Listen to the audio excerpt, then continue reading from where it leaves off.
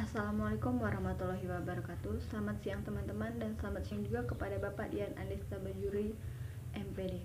Dan tak lupa saya ucapkan terima kasih kepada Bapak dosen kita yang terhormat, yaitu Bapak Dian Andesta Bajuri MPD, yang telah memberikan kami kesempatan untuk menyampaikan materi yang membahas tentang adaptasi dan perkembangbiakan tumbuhan. Sebelum mempresentasikan makalah hari ini, saya perkenalkan terlebih dahulu anggota kelompok kami.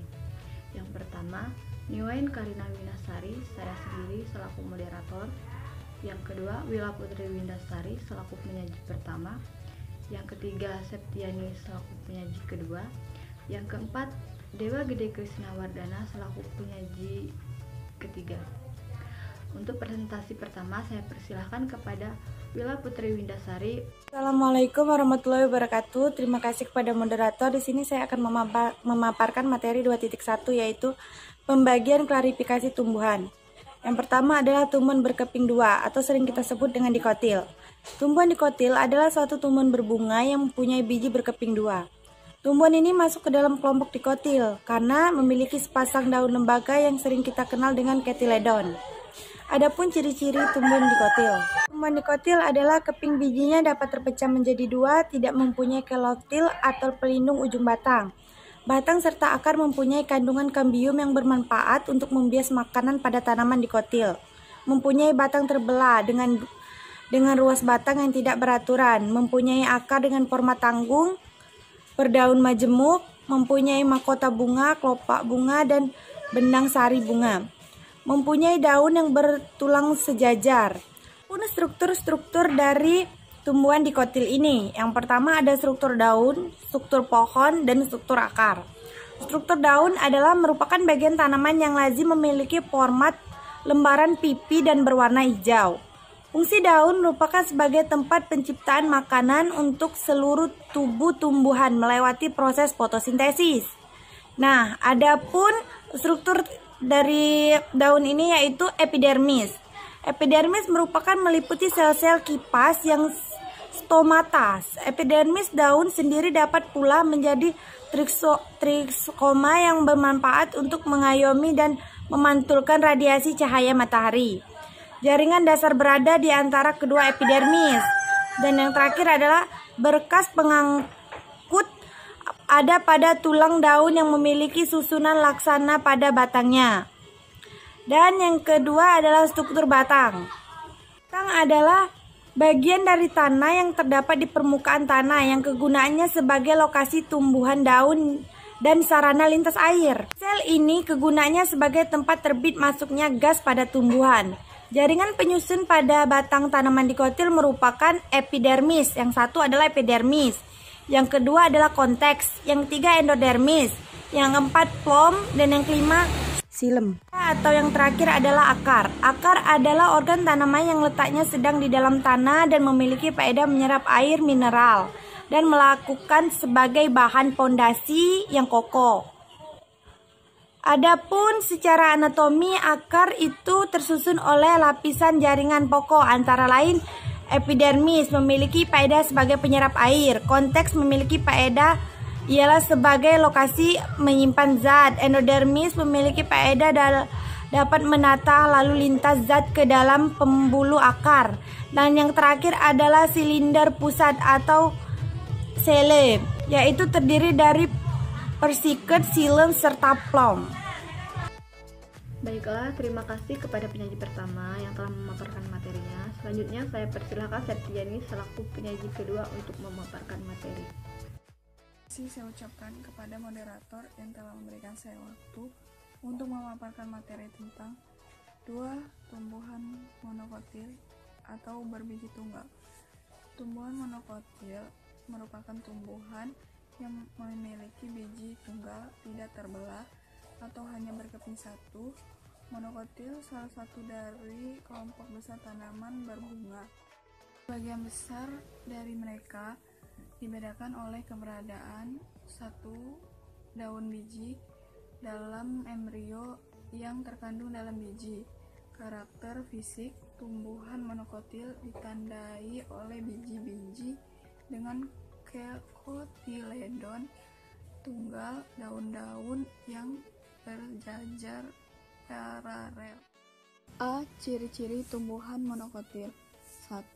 Berbiji tunggal 1, 2. Pembuluh angkut yang terdapat di batang yang bertipe kolate tertutup atau antara xilem dan phloem tidak terdapat kambium.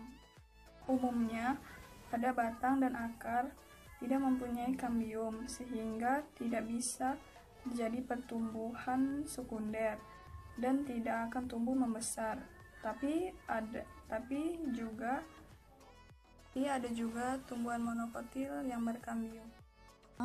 Pada umumnya berdaun tunggal, kecuali pada kelompok kalem pada daun sejajar atau melengkung dan berpelepah daun. 6. Pada bagian bunga terdiri dari atas kelopak bunga mahkota benang sari tersebut berjumlah 3 atau kelipatan 3. Struktur pada tumbuhan. 1. Struktur anatom akar. Secara umum, anatom akar tersusun atas jaringan epidermis. Sistem jaringan dasar berupa konteks, endodermis, dan empelur, serta sistem berkas pembuluh pada akar. Sistem berkas pembuluh terdiri atas xilem dan phloem yang tersusun berselang-seling. Struktur akar pada monokotil adalah akar serabut. 2. Struktur anatomi batang.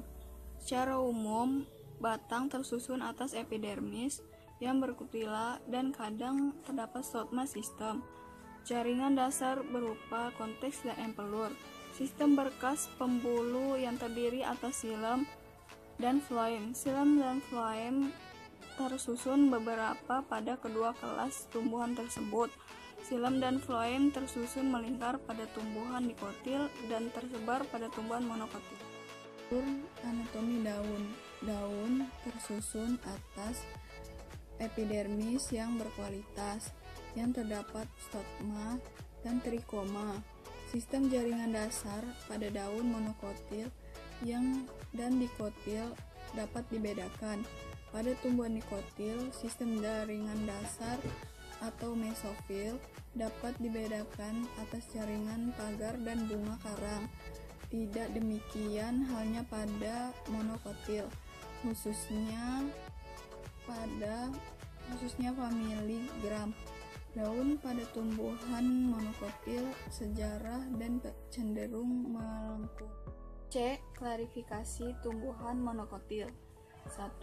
Suku rumput-rumputan. Contoh tumbuhannya adalah padi, jagung, bambu, rumput tebu, dan gandum.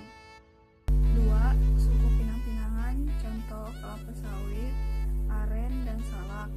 3. Suku jahe-jahean. Contoh kunyit, lengkuas, dan jahe. 4. Suku nanas-nanasan, yaitu nanas. 5. Suku pisang-pisangan, yaitu pisang hias, pisang kipas, dan pisang ambon. 6. Suku anggrek-anggrekan, yaitu anggrek bulan, anggrek macan yang tumbuh di hutan Irian Jaya.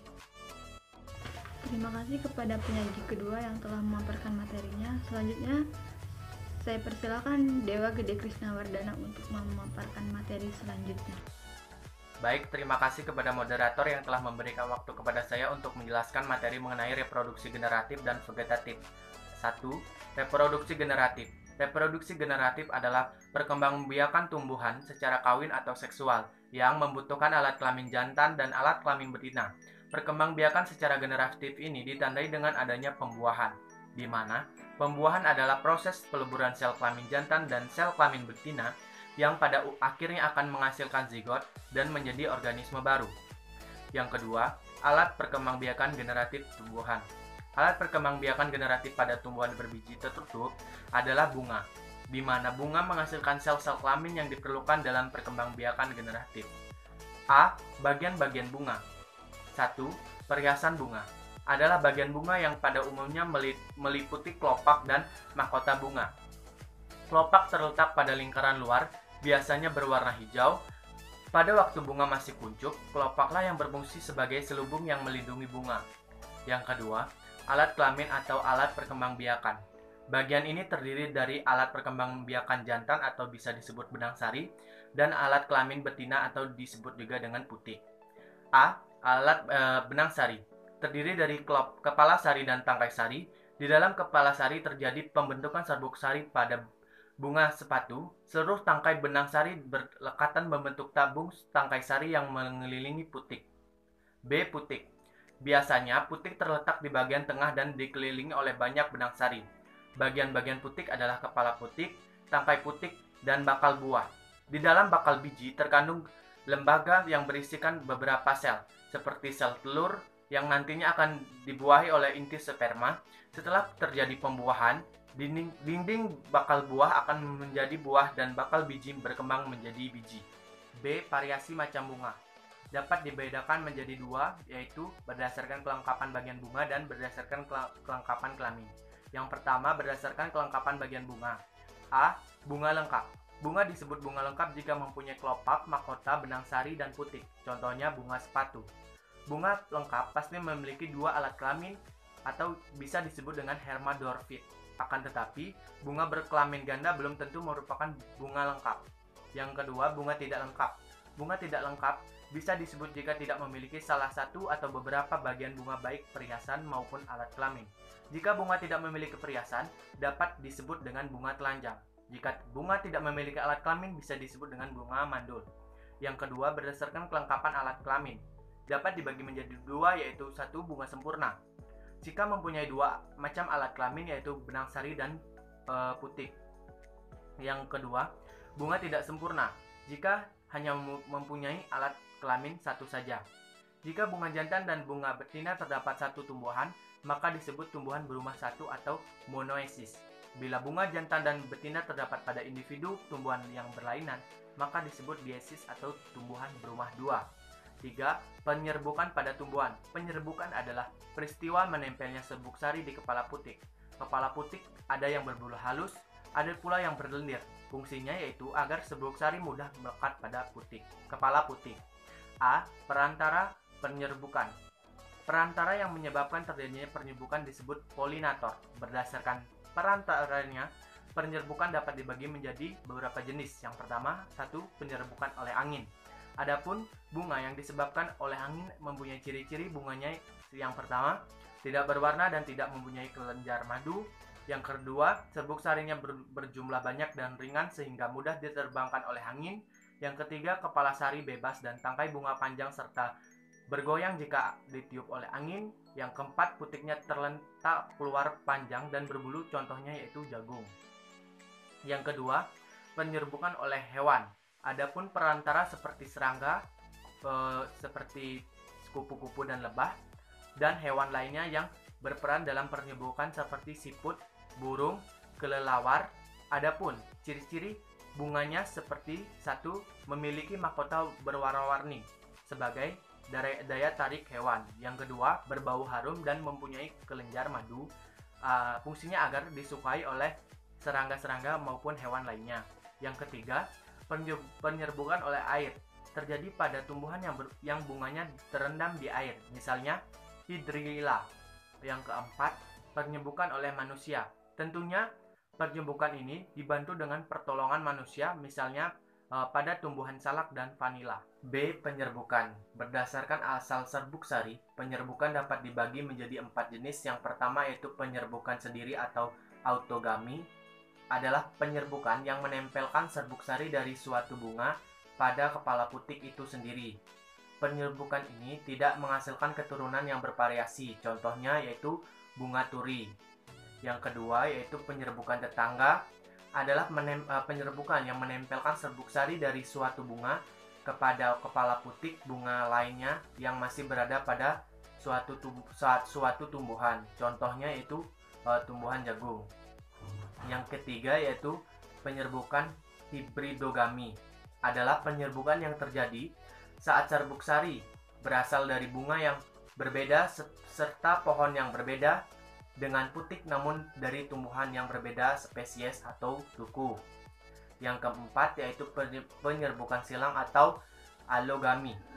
Adalah penyerbukan yang menempelkan serbuk sari dari suatu bunga pada kepala putik bunga lain yang berada pada tumbuhan lain yang sejenis, biasanya disebut dengan persilangan. Yang keempat yaitu pembuahan. Pembuahan adalah peristiwa peleburan sel kelamin jantan dan sel kelamin betina. Proses ini hanya dapat terjadi antara bunga yang sejenis. Adapun proses pembuahan yang pertama yaitu 1. Setelah penyerbukan, kepala putik menghasilkan cairan gula untuk memberi makan serbuk sari yang melekat. Yang kedua, mula-mula dinding serbuk sari mengembang, kemudian dinding luar serbuk sari pecah, sedangkan dinding sebelah dalam melengkung ke dalam menembus kepala putik. Kemudian membentuk sebuluh serbuk sari yang menghubungkan dengan bakal biji. Tabung serbuk sari menuju inti sel telur di dalam bakal biji melalui yang disebut dengan mikrofil. Tahap yang ketiga yaitu selama perjalanan terjadi perubahan yakni pembelahan menjadi dua, yakni inti vegetatif dan inti generatif. Inti vegetatif berfungsi untuk mengatur pertumbuhan tabung serbuk sari, sedangkan inti generatif yaitu membelah menjadi dua inti sperma, dan dua inti sperma ini masuk ke ruang bakal biji melalui mikrofil juga. Tahap yang keempat, di dalam ruangan bakal biji terjadi proses pembentukan sel ovum. Sel induk megaspora mengalami meiosis yang menghasilkan satu sel megaspora dan 3 sel lainnya. Selanjutnya, sel megaspora mengalami pembelahan 3 kali yang menghasilkan 8 inti sel. Kemudian 8 inti sel itu menyatu membentuk inti kandungan lembaga sekunder yang bersifat diploid. Inti sel diapit oleh 2 inti sineg dan letaknya dekat mikrofil. Sedangkan 3 antipoda terletak pada kutub berlawanan dengan mikrofil dan inti kandungan lembaga primer terletak di tengah. Selanjutnya, inti sperma membuahi sel telur membentuk zigot. Peristiwa ini disebut dengan pembuahan pertama. Zigot kemudian menjadi embrio, sedangkan inti sperma kedua melebur dengan kandungan lembaga sekunder membentuk endoprem. Peristiwa tersebut disebut dengan pembuahan kedua. Setelah pembuahan selesai, maka sisa benang sari, mahkota, kelopak bunga akan layu dan gugur, sedangkan bakal biji berkembang menjadi biji serta bakal buah akan berkembang menjadi buah. 2. Reproduksi vegetatif. Reproduksi vegetatif adalah cara tumbuhan menghasilkan individu baru tanpa melalui pertemuan sel kelamin jantan dan sel kelamin betina, atau bisa disebut juga dengan perkembangbiakan tak kawin. Bagian-bagiannya meliputi 1. Vegetatif alami. Yang pertama, tunas adalah cara individu baru yang tumbuh dari tumbuhan induknya. Yang selanjutnya, tunas akan membentuk rumpun untuk berkembang biak, contohnya pisang, bambu, dan lain-lain. Yang kedua yaitu tunas adventif, adalah cara individu menghasilkan individu baru melalui sela-sela tumbuhan, atau tunas yang terbentuk tidak pada tempatnya, contohnya cocor bebek dan cemara, dan lain-lain. Yang ketiga, membelah diri, adalah cara tumbuhan yang menghasilkan individu baru melalui tubuh dengan cara membagi dua bagian yang sama. Yang keempat yaitu spora, adalah cara perkembangbiakan yang terletak pada sebuah kotak penampung spora atau sporarium, contohnya yaitu jamur, paku, dan lain-lain. 5. Umbi lapis, adalah bagian tumbuhan yang berupa batang yang berada di dalam tanah, contohnya bawang merah, bawang bombay, dan lain-lain. Yang keenam yaitu umbi batang, adalah batang yang tumbuh dalam tanah. Batang tersebut berfungsi sebagai penyimpan makanan, contohnya kentang, ubi jalar, dan lain-lain. Yang ketujuh yaitu umbi akar, adalah tanaman yang berkembang biak dengan akar yang fungsinya akar tersebut menyimpan makanan, menyimpan cadangan makanan, contohnya wortel, singkong, dan lain-lain. Yang kedelapan yaitu geragi atau stolon, adalah batang yang tumbuh merambat di atas tanah dan berperan dalam membentuk individu baru pada beberapa jenis tanaman, contohnya stroberi, rumput teki, dan lain-lain. Yang kesembilan adalah rizoma, adalah modifikasi bagian tumbuhan yang tumbuhnya menjalar di bawah permukaan tanah dan dapat menghasilkan tunas, contohnya jahe, kunyit, dan lain-lain. Yang B, vegetatif buatan. Vegetatif buatan adalah reproduksi yang dihasilkan melalui bantuan oleh makhluk lainnya. Yang pertama, bagian-bagiannya itu cangkok, adalah menumbuhkan akar tumbuhan dari batang tanaman yang dicangkok, guna menghasilkan tanaman baru, contohnya pohon mangga, pohon jambu air, dan lain-lain. 2. Stek. Stek adalah cara individu menghasilkan individu baru melalui stek yang berasal dari akar tumbuhan dari batang yang ditanam, contohnya singkong, mawar, melati, dan lain-lain. 3. Okulasi atau menempel. Adalah cara menghasilkan tanaman baru dengan menempelkan tunas muda pada ranting atau batang tanaman induk. Yang keempat, mengenten atau sambung pucuk, adalah menyambung batang dengan varietas atau menghasilkan tanaman baru melalui cara penggabungan batang bawah dan batang atas. Yang kelima, yang terakhir adalah merunduk, adalah cara individu menghasilkan tanaman baru dengan menumbuhkan akar dari batang yang ditanam ke dalam tanah. Di sini saya akan melakukan percobaan atau penelitian mengenai perkembangan biji dikotil dan monokotil. Baiklah, di sini saya mengambil sampel yaitu biji jagung monokotil dan biji kacang yaitu dikotil. Yang adapun bahan-bahannya, yang pertama yaitu tentu biji, yang kedua air secukupnya, yang ketiga wadah, dan yang keempat adalah media kapas. Baiklah, step pertama yaitu kita masukkan biji dikotil dan monokotilnya ke dalam air ini supaya agar cepat pertumbuhannya.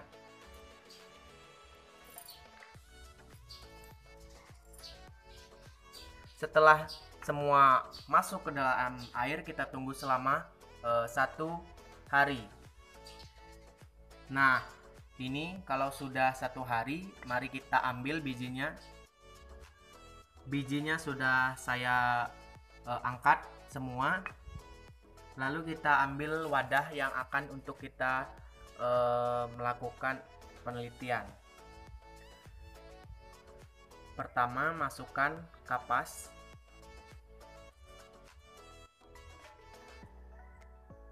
Kapasnya secukup saja.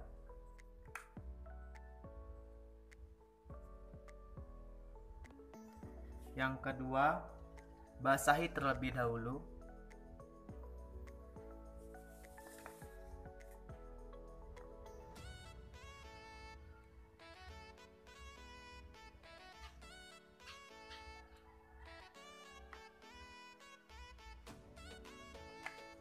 Setelah semua sudah terbasah oleh air, maka kita ambil bijinya. Yang pertama biji monokotil dulu, jagung.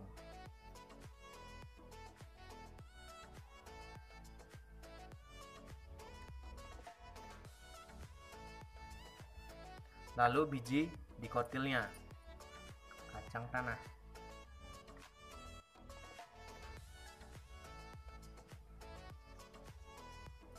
Baiklah, jika sudah semua, kita menunggu hasilnya, yaitu dengan pengamatan selama 1 minggu. Pada hari pertama, pada biji jagung sudah mulai muncul calon tunasnya. Pada hari kedua, muncul radikulanya dan plumulanya. Dan pada hari ketiga, plumulanya sudah mulai tumbuh memanjang. Pada hari keempat, daun sejatinya pada biji jagung sudah mulai muncul. Setelah 1 hari, muncul radikulanya. Pada hari kedua, plumulanya sudah muncul. Pada hari ketiga, plumulanya sudah mulai memanjang dan kotiledonnya pun ikut naik. Pada hari keempat, daun pada tanaman kacang hijau sudah mulai muncul.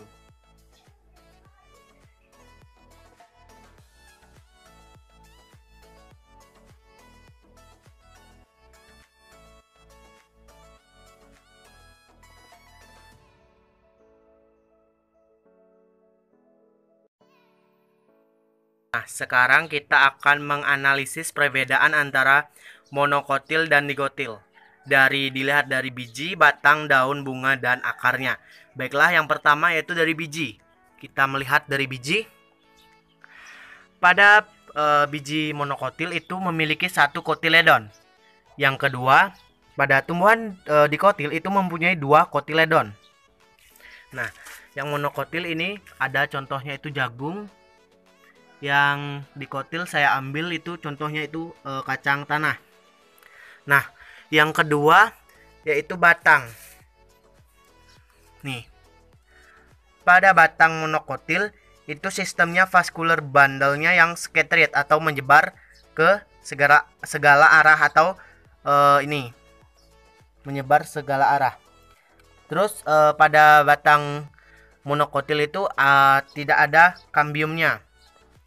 Yang kedua, pada batang dikotil itu sistemnya berbentuk cincin atau melingkar. Terus memiliki kambium dia. Nah, sekarang kita menganalisis yang daunnya. Pada daun monokotil itu tulang daunnya sejajar atau melengkung. Ini sejajar. Nah, lalu pada dikotil itu daunnya itu tulang daunnya menjari atau menyirip. Lalu pada bunga monokotil itu memiliki kelipatan 3, 6 ataupun 9. Ini saya ambil yang contohnya yang kelipatan yang ketiga. 1, 2, 3. Terus yang dikotil itu mempunyai kelipatan, bunganya memiliki kelipatan 2, 4 ataupun 5. Ini yang saya ambil 4. Nah, yang terakhir itu akar. Akar pada batang monokotil itu sistemnya serabut atau menyebar di segala arah. Biasanya akarnya berada di atas tanah atau dapat kita lihat di permukaan tanah. Nih. Ini akar serabut. Yang kedua yaitu dikotil. Dikotil sistemnya itu biasanya akar mencapai ke bawah. Ini sistemnya akar tunggang. Baik, di sini kita akan menganalisis perbedaan contoh jenis tanaman dikotil dan monokotil kita mulai dari terong, di mana terong termasuk jenis tanaman dikotil. Bijinya terdapat 2 kotiledon, akarnya yaitu akar tunggang, di mana biasanya akarnya mencapai ke bawah tanah atau ke dalam tanah. Ini. Lalu daunnya pada tumbuhan terong yaitu menjari atau menyirip. Lalu terong termasuk ke dalam kategori tumbuhan dikotil. Yang kedua yaitu kacang tanah, di mana kacang tanah bijinya ada 2 kotiledon dan akarnya sama dengan terong yaitu akar tunggang, biasanya akarnya mencapai ke bawah tanah. Lalu daunnya yaitu tulang daunnya menjari atau menyirip sama seperti tumbuhan terong, dan kacang tanah termasuk ke dalam tumbuhan dikotil.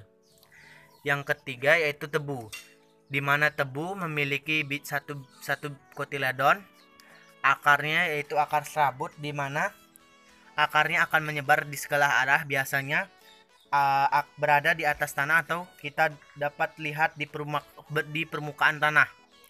Yang ketiga yaitu daunnya, tulang daunnya itu sejajar atau melengkung. Lalu tebu termasuk ke dalam tumbuhan monokotil. Yang keempat yaitu jahe, di mana jahe memiliki 1 kotiledon sama seperti tebu, dan akarnya itu akar serabut, di mana akarnya itu biasanya berada di atas tanah atau dapat kita lihat di permukaan tanah. Dan yang terakhir yaitu daunnya sama seperti tebu, yaitu tulang daunnya yaitu sejajar atau melengkung, dan jahe termasuk ke dalam tumbuhan monokotil.